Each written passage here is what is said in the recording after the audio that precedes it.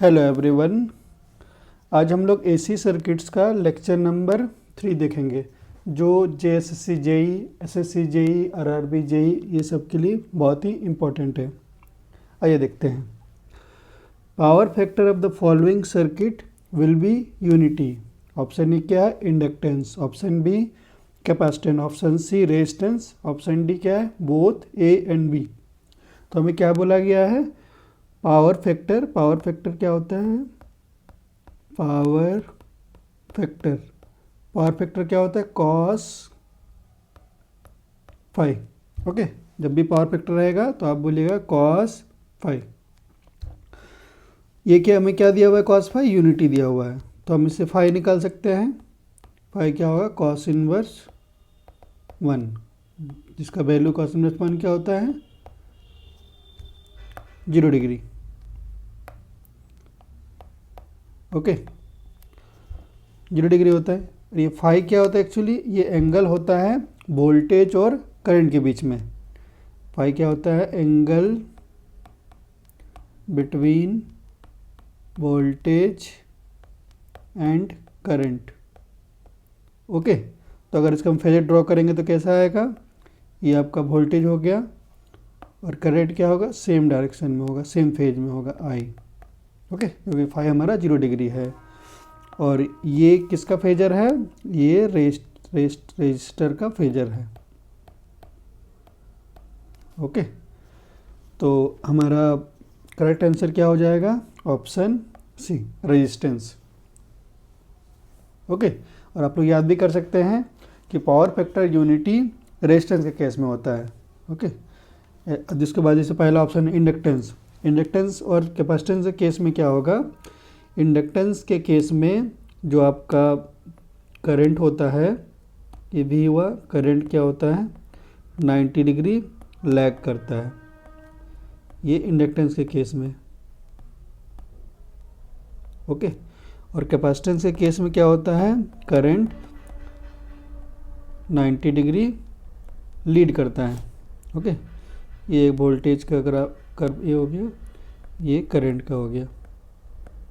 इस केस में क्या होता है? आपका 90 डिग्री आपका लीड कर रहा है। आप देख सकते हैं 90 डिग्री लीड कर रहा है। तो ये दोनों में एंगल कितना हुआ? 5 = 90 डिग्री। तो इसका अगर हम लोग पावर फैक्टर निकालेंगे तो पावर फैक्टर क्या होगा? cos 5 = cos 90 degree. cos 90 क्या होता है आपका? 0।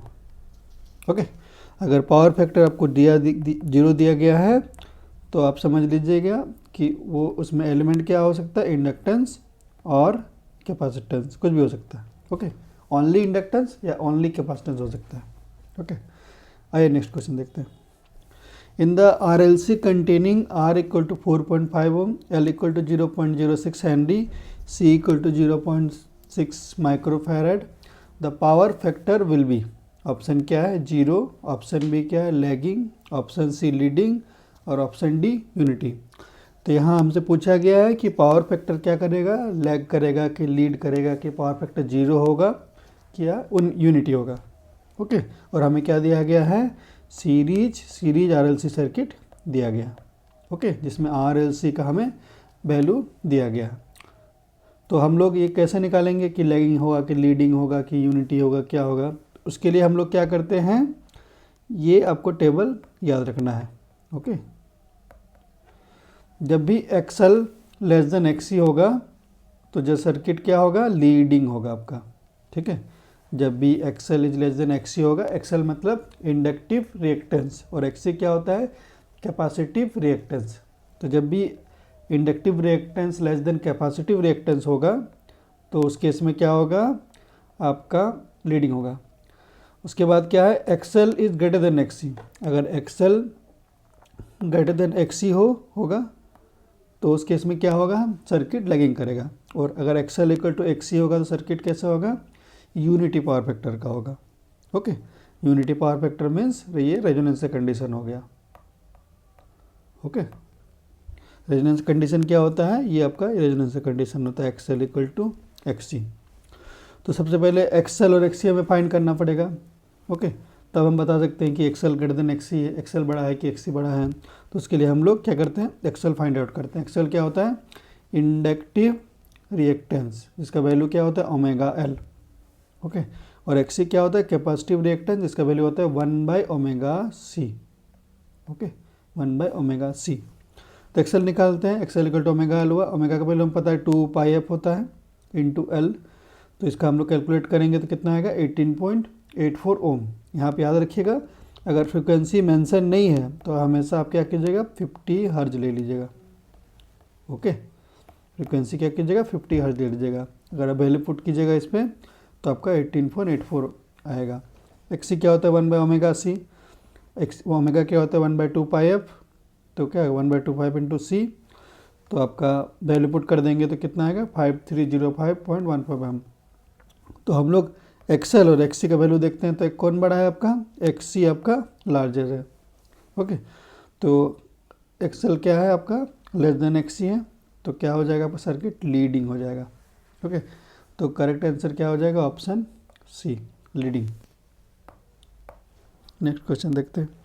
The double energy transient occur in the purely inductive circuit, RL circuit, RC circuit, RLC circuit. इसमें बोला है कि डबल एनर्जी ट्रांजिएंट किस में होता है, ओके। जब भी ये डबल की बात करेंगे, डबल एनर्जी की, ठीक है, तो डबल एनर्जी तभी होगा जब दो एनर्जी स्टोरिंग एलिमेंट हो, टू एनर्जी स्टोरिंग एलिमेंट हो, ओके। दो एनर्जी एलिमेंट क्या क्या हो सकता है, inductor L, inductor and capacitor. L क्या है इंडक्टर और सी क्या है कैपेसिटर। जब जहाँ पे एल और सी दोनों हो वहीं पे आपका डबल एनर्जी ट्रांजिएंट अकर करेगा। तो ऑप्शन ए में तो प्योरली इंडक्टिव है तो नहीं होगा, बी में ओनली आर और एल है, सी में क्या आर सी है, और ऑप्शन डी में क्या आर एल सी है, मतलब एल एल सी दोनों है। तो आप करेक्ट आंसर क्या हो जाएगा option D. The transient current are associated with the, ठीक है, ऑप्शन ए क्या है, changes in the stored energy in the inductor and capacitor, impedance of the current, applied voltage to the circuit, और option D क्या है, resistance of the circuit. तो transient जो हमारा होता है, ओके, ट्रांजिएंट जो हमारा करंट फ्लो करता है, ठीक है, वो किस लिए होता है, एक्चुअली जब भी हमें आरएलसी सर्किट लेते हैं, ये इंडक्टर हुआ, ये कैपेसिटर हुआ, ये रेजिस्टर हुआ, ओके, ये आपका सप्लाई हो गया। तो होता क्या है कि इंडक्टर एनर्जी स्टोर करके, इंडक्टर वाला जो पार्ट है ये एनर्जी स्टोर करके क्या करता है, कैपेसिटर को देगा, ओके। और कुछ समय के बाद क्या करेगा, कैपेसिटर अपना एनर्जी स्टोर करके इंडक्टर को देगा। तो ये प्रोसेस चलते रहता है, ठीक है, अकॉर्डिंग टू द सर्किट ये चलते रहता है, जिससे कारण ट्रांजिएंट होता है, ओके। तो होता क्या है कि इसके जो इंडक्टर का जो स्टोर्ड एनर्जी और कैपेसिटर का जो स्टोरेज एनर्जी है ये चेंज होते रहता है, ओके। तो ऑप्शन क्या हो जाएगा, हम देख सकते हैं ऑप्शन ए में क्या बोल रहा है, changes in the stored energy in the inductor and capacitor. जो स्टोर्ड एनर्जी इंडक्टर और कैपेसिटर के रहता है वो चेंज होते रहता है, जिसके कारण ट्रांजिएंट करंट एसोसिएट होता है, मतलब ट्रांजिएंट करंट फ्लो करता है। तो करेक्ट आंसर क्या हो जाएगा option A, okay. The power factor at resonance in RLC parallel circuit. तो इसमें बोला ऑप्शन क्या दिया हुआ है, option A 0, option B 0.08 lagging, option C 0.8 leading, और ऑप्शन डी क्या यूनिटी। तो यहाँ हमें एक मेंशन किया गया रेजोनेंस, ओके। तो हमें रेजोनेंस से कंडीशन में हम पता है, रेजोनेंस से कंडीशन में क्या होता है, एट रेजोनेंस, ओके, क्या होता है आपका XL equal to XC, okay. मतलब इंडक्टिव रिएक्टेंस जो होता है वो equal to capacitive reactance, okay. और रेजोनेंस में क्या होता है आपका पावर फैक्टर, जिसको cos फाई से डिनोट करते हैं, वो यूनिटी हो जाता है, ठीक है। और एंगल क्या होता है, angle between V and I, जिसको फाई से डिनोट करते हैं, वो क्या होता है 0 डिग्री। उसके बाद क्या होता है, सर्किट जो होता है प्योरली रेजिस्टिव हो जाता है, ओके। क्योंकि सर्किट प्योरली रेजिस्टिव हो जाता है इसीलिए एंगल 0 डिग्री हो जाता है, ओके। तो तो पावर फैक्टर करेक्ट आंसर क्या हो जाएगा? Option D, unity. ओके। तो हम ये हमें हम हाँ, तो क्या होगा आपका रेजोनेंस में? क्या होगा? प्योरली रेजिस्टिव हो जाएगा। तो रेजिस्टिव जब भी आपका प्योरली रेजिस्टिव हो जाएगा तो उस केस में क्या होगा? आपका जो वोल्टेज का ग्राफ होगा, ठीक है, और करंट का जो होगा वो सेम फेज में रहेगा। मतलब एंगल क्या हो जाएगा? वी और आई के बीच में एंगल आपका फाई बराबर 0 डिग्री हो जाएगा। ठीक है, तो मैं फिर से इसको एक्सप्लेन कर रहा हूँ। तो कॉस फाई क्या हो जाएगा? पावर फैक्टर कॉस 0 डिग्री, मतलब पावर फैक्टर 1। ठीक है, यही ऑप्शन डी दिया हुआ है, 1 मतलब यूनिटी। ओके, नेक्स्ट क्वेश्चन देखते हैं। In a pure resistive circuit, option क्या है? Current lags behind the voltage by 90 degree, current leads the voltage by 90 degree, current can lead or lag the voltage by 90 degree, current is in phase with the voltage. Okay, तो जब भी purely resistive circuit रहेगा तो हमारा जो angle रहता है voltage और करंट के बीच में वो क्या होगा? 0 डिग्री। ये वोल्टेज है तो करंट क्या होगा? सेम फेज में रहेगा, आई। ओके, तो फाई 0 हो गया। ओके, तो हमसे ये पूछा गया है कि जब प्योर रेजिस्टिव सर्किट रहेगा तो क्या होगा? Current in phase with the voltage. जो करंट है आपका और वोल्टेज सेम फेज में रहेगा। तो करेक्ट आंसर क्या हो जाएगा? Option D. ओके, जो पहला ऑप्शन दिया हुआ है current lags behind the voltage by 90 degree, ये किस केस में होता है? इंडक्टर के केस में होता है। अगर इंडक्टर है आपका, ठीक है, तो उस केस में क्या होता है? आपका ये वोल्टेज है तो करंट आपका 90 डिग्री लैग करेगा। ओके, अगर कैपेसिटर है आपका तो उस केस में क्या होगा? अगर ये वोल्टेज है तो करंट लीड करेगा 90 डिग्री से। ओके, तो ऑप्शन ए भी तो नहीं होगा। करेक्ट आंसर क्या हो जाएगा? Option D. जब भी रजिस्टर रहेगा तो आप याद रखिएगा फेज एंगल 0 डिग्री होगा, वोल्टेज और करंट सेम फेज में होगा, और पावर फैक्टर कॉस 0 डिग्री मतलब पावर फैक्टर 1 होगा, मतलब यूनिटी होगा। Okay,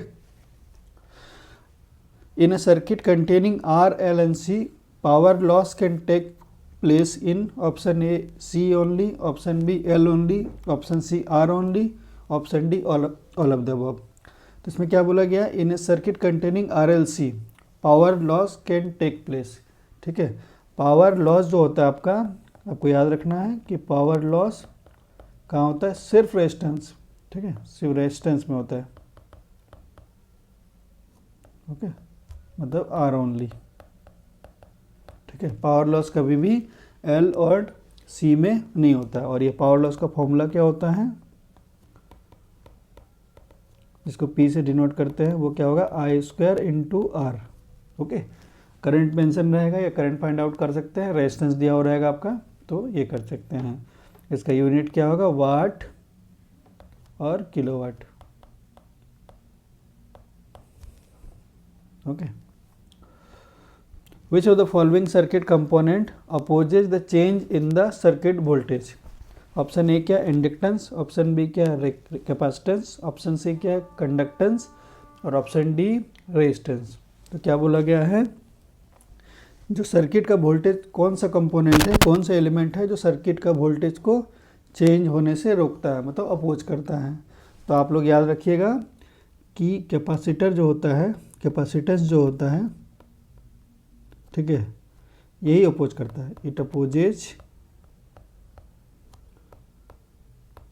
rate of change of voltage in the circuit और इन द लोड। इसीलिए हम लोग क्या करते हैं, जब भी कोई लोड रहेगा आपका, अगर ये लोड है कोई भी, ठीक है, अगर इसके अक्रॉस हमें कांस्टेंट वोल्टेज चाहिए तो हम क्या करते हैं? कैपेसिटर लगा देते हैं। ओके, ये जब चार्ज हो जाता है, ठीक है, जब चार्ज हो जाता है तो इसका वोल्टेज कांस्टेंट हो जाता है। इसलिए जब भी आपका कैपेसिटेंस का काम क्या है? It opposes the rate of change of voltage across circuit और अक्रॉस लोड। ओके, और इंडक्टेंस का क्या प्रॉपर्टी है? It opposes rate of change of current. It opposes rate of change of current. Okay. तो इंडक्टर क्या करता है, inductance क्या करता है, ये करंट का चेंज को अपोज करता है, और कैपेसिटेंस क्या करता है, ये वोल्टेज को चेंज को अपोज करता है। इसलिए हम हमेशा हम लोग कैपेसिटेंस को कहाँ कनेक्ट करते हैं, हमेशा शंट में कनेक्ट करते हैं। ये अगर लोड है आपका, ये पार्ट लोड है, तो इसके शंट में कनेक्ट करते हैं। ओके, शंट या फिर इसको पैरेलल बोल सकते हैं। और इंडक्टर कहाँ हम लोग प्लेस करते हैं, हमेशा सीरीज सर्किट के, मतलब लोड के सीरीज में कनेक्ट करते हैं। ठीक है, ये भी आपसे पूछा जा सकता है। तो इसका करेक्ट आंसर क्या हो जाएगा, option B. In purely inductive circuit, option A क्या, actual power is 0, option B क्या, reactive power is 0, option C क्या, apparent power is 0, option D क्या, नन ऑफ दिस। तो हमें क्या बोला गया है, प्योरली इंडक्टिव सर्किट। ओके, तो जब भी प्योरली इंडक्टिव सर्किट रहेगा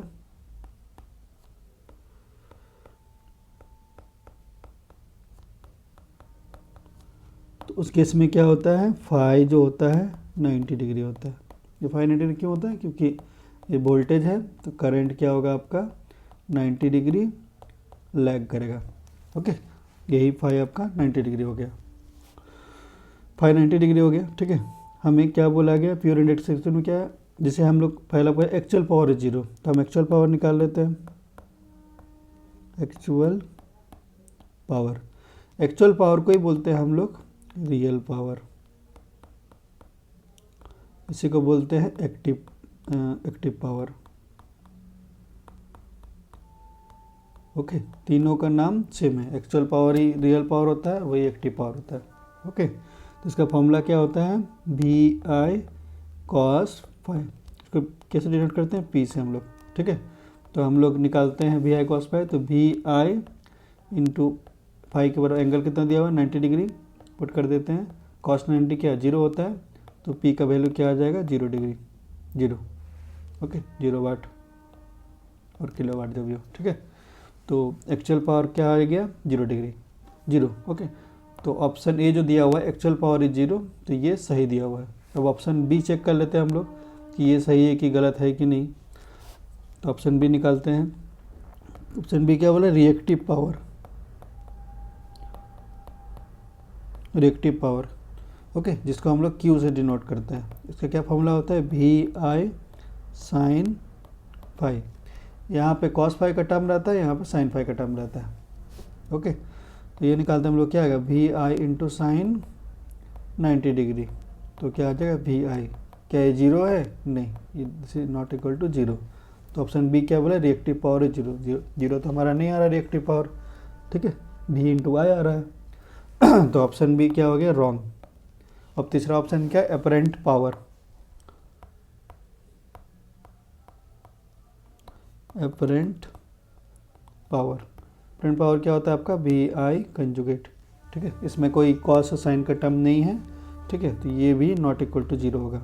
तो सी क्या ऑप्शन बोला गया था आपको, अपरेंट पावर इज 0, लेकिन ये भी 0 नहीं है। तो करेक्ट आंसर क्या हो जाएगा, ऑप्शन ए, एक्चुअल पावर हमारा 0 आ रहा है। Power factor of electric bulb is, option के ए क्या है 0, option B lagging, option C leading, और ऑप्शन डी यूनिटी। ओके, तो आपको डायरेक्ट याद करना है, तो याद रख सकते हैं कि पावर फैक्टर जो इलेक्ट्रिक बल्ब का होता है वो क्या होता है, यूनिटी होता है। पावर फैक्टर क्या होता है, यूनिटी होता है। ये यूनिटी क्यों होता है, ठीक है, वो मैं आपको बता देता हूँ, एक्सप्लेन कर देता हूँ। जब भी ये इलेक्ट्रिक बल्ब बोला जाता है, तो इलेक्ट्रिक बल्ब मतलब यहाँ पे ये लोग बात करता है इनकैंडेसेंट बल्ब, जो आपके घर में फिलामेंट वाला बल्ब होता था ना पहले, अभी भी बहुत जगह यूज होता है इनकैंडेसेंट बल्ब। ओके, तो उसमें क्या होता था कि आपका एक रेजिस्टिव एलिमेंट फिलामेंट रहता था। ओके,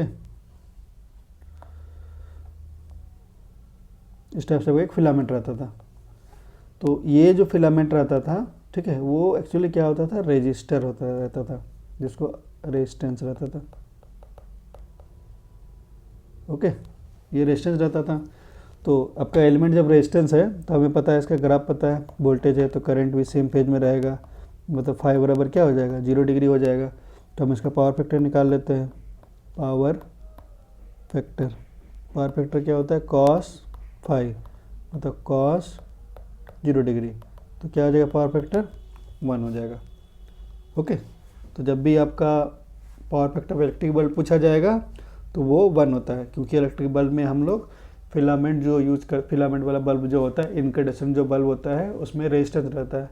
तो जब भी रेजिस्टेंस रहेगा तो फेज एंगल जो होता है वोल्टेज और करंट के बीच में जो एंगल होता है वो 0 डिग्री होता है। तो पावर फैक्टर क्या होगा, cos 0 डिग्री, मतलब आपका 1। ओके, तो पावर फैक्टर क्या हो जाएगा, यूनिटी। तो आज के लिए इतना ही। अगर आपको ये वीडियो अगर आपको ये वीडियो अच्छा लगा तो इस चैनल को ज़रूर सब्सक्राइब करें